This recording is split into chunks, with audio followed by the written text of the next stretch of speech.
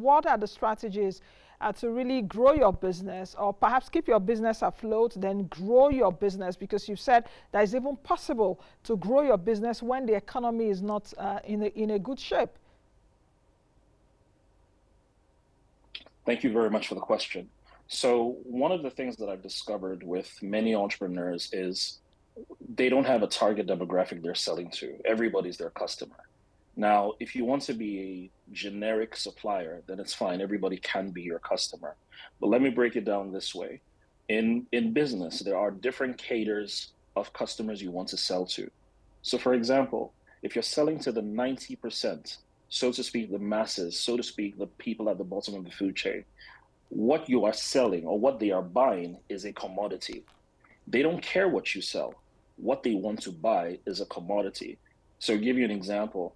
If you buy water in traffic, pure water in traffic, if you like brandy, if you like change the color, if you like make it very attractive or snazzy, what the customer wants to buy is water that will slake their thirst. Let me explain it from this perspective. The person who's at the bus stop, the person who's at the bus stop who wants to get home and is a 90% customer, that person wants to get home at the cheapest price as possible. So for him, comfort is not a buying decision. For him, what he wants to buy is to get to his destination at the cheapest price as possible. So if you're selling to the 90%, whatever you sell, they don't care. What they want to buy is a commodity.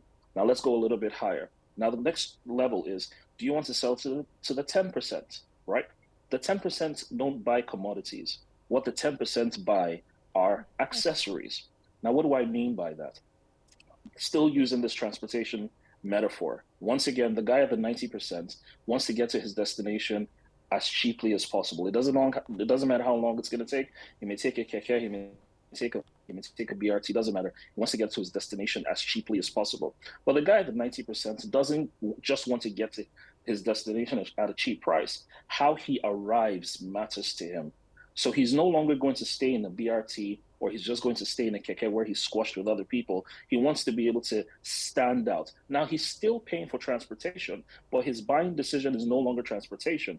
His buying decision is, I want to accessorize. I want to be perceived differently. So how I arrive matters. So he's going to get into one of these ride sharing services, Bolt, Uber, Taxify, or even his own car. You know what I mean? He'll take a drop because he wants to arrive in a certain way. It's still the vehicle of transportation, but you are selling to a different buying decision. There are certain people, irrespective of where the economy goes to, they will never enter a keke. They will never jump in a BRT. They will continually take a Bolt. They may complain about these ride sharing services, but they'll still pay regardless. Why? Because they're not solving a transportation problem. They're not scratching a transportation itch. They're scratching an accessory itch. They want to be perceived in a certain way. So let's go a little bit higher. We've dealt with the 90%. We've dealt with the 10%. Let's go to the 1%. You want to sell to the 1%. These guys don't buy commodities. These guys don't buy accessories. What these guys buy is exclusivity.